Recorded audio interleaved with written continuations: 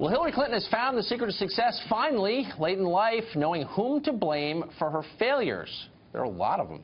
Well, on tour to promote her book, What Happened, Clinton accused Donald Trump, among many others, of playing the race card during his inauguration. Watch this.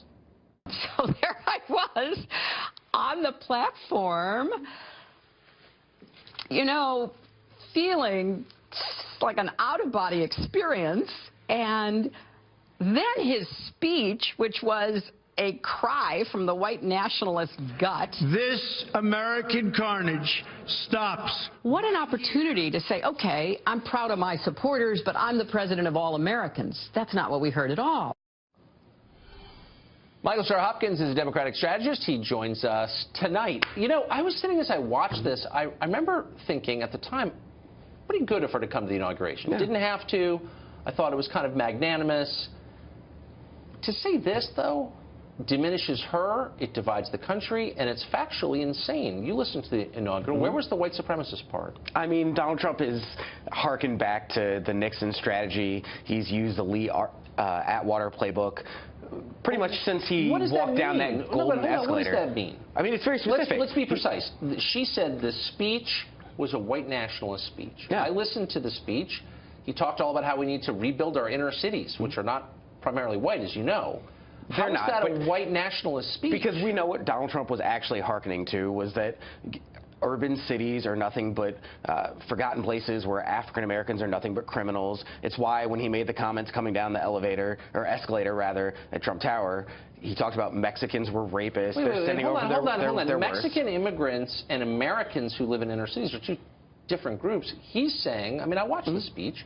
Whatever you think of what he's done or whatever, he was saying, look, these places have been ignored. They're run entirely by Democrats, as you know, as vote farms. Which Republicans have made sure to ensure that Democrats couldn't vote. They're run by Democrats. They're super depressing. They're horrible. And here's Trump is saying, like, let's fix these places. And that's white nationalism? Well, kind of a weird version of white nationalism. Let's not pretend that Donald Trump really wants to fix the problems that ail Chicago. Why would he say it? Because he's hearkening back to the Klan wants to hear him talk about how we need to send more money to Detroit? No, because I mean, like, it doesn't make any sense. Because think about it, Chicago. He often uses Chicago as his fallback to why urban areas have been forgotten, why black people should vote for him. As he said in his own words, vote for me. What else do you have to risk? Let's just apply logic here, just really quick. I know it never happens in Washington. But if you were really a racist, if you were a white nationalist who wanted to hurt non-white people, you'd be pretty psyched about what's going on in Chicago. No. I mean, yeah, you would be, because what you're seeing is African Americans shooting each other. So why would you be worried about that if you were a racist? But see, that's the narrative that certain media companies have used. The actual rate of people killing each other, black people are killing black people because we all live in the same neighborhood. White people are killing other people. No, but I'm not even making that point. I'm not making that point. I'm just saying, if you were a racist, you would not be concerned about what's happening on the south side of Chicago. You wouldn't be concerned about Detroit. I guess you'd be applauding it. And he's doing the opposite. But I'm merely saying, like, there's no evidence.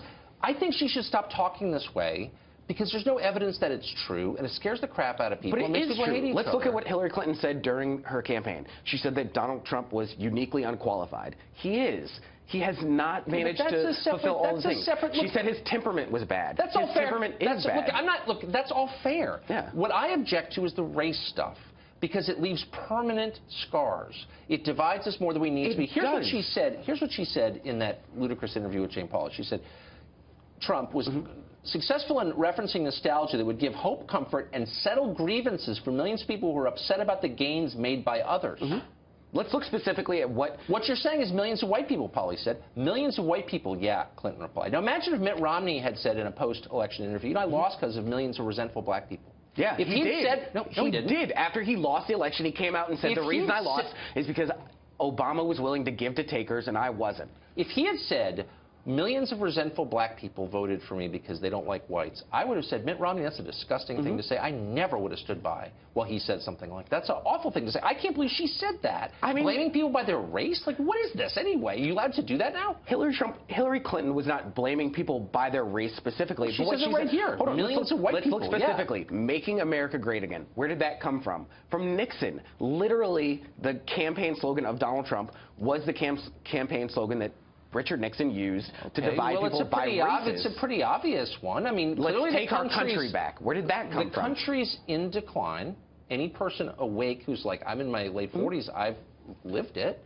Everyone knows that. It's not racist to note that. It's also not racist to note that rich people, all of whom are liberal, by the way, have a The Mercers aren't Democrats. There are some rich conservatives, but in general, the richer you are, the more liberal you are. Look at the exit polling. I hang out with a lot of rich okay, Republicans. there are some, but I'm just saying overall. Okay. They have a disproportionate amount of power. Never before in American life has power been concentrated in fewer hands than it is now. I agree with you. So Trump absolutely. ran against all that. There's nothing with race at all.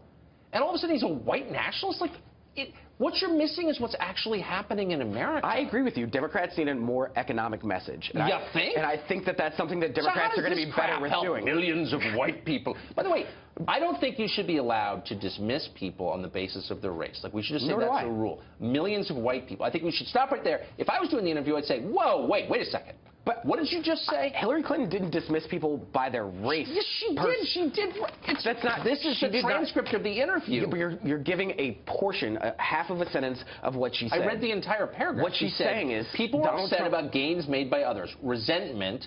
They didn't like seeing people who don't look like them succeed, so they voted for Donald Trump. So they're racist. You don't think that Donald Trump exploited white people's fears after Obama? I guess what I'm against is making a generalization. I mean, I think Obama really hurt. This is my own view. Really hurt America in a lot of ways that you sort of weren't allowed to say because they were constantly saying, oh, if you don't like Obama, you don't like Obamacare, you're a racist. And people were like, oh, okay, I won't say anything. But he really did kind of hurt America. He divided it. And this was in part a reaction against that, but it doesn't mean they're racist. I agree with you. I think there's a conversation America needs to have about how we move forward. But I think Donald Trump has done something which is really dangerous, and that he's played on the fears and insecurities of white America to push an agenda which he doesn't even support. Donald Trump's not a Democrat. He's not a Republican. But why did he get more Hispanic votes and more African-American votes than Mitt Romney did? I mean, Mitt Romney, after the 47% tape and after Sandy, he had his own issues to deal with. No, but I'm just saying Trump got more. Donald Trump he got more. I mean, it's kind of weird. But he lost by a smaller margin than Mitt Romney did. So let's not pretend like he was this amazing presidential candidate. No, I'm just saying, as a demographic breakdown, it's kind of interesting that this white nationalist got more black votes than Mitt Romney did. But whatever. We'll see how that works out come 2020. Mr. Hopkins, thank you for joining us. It's always good to see you, man.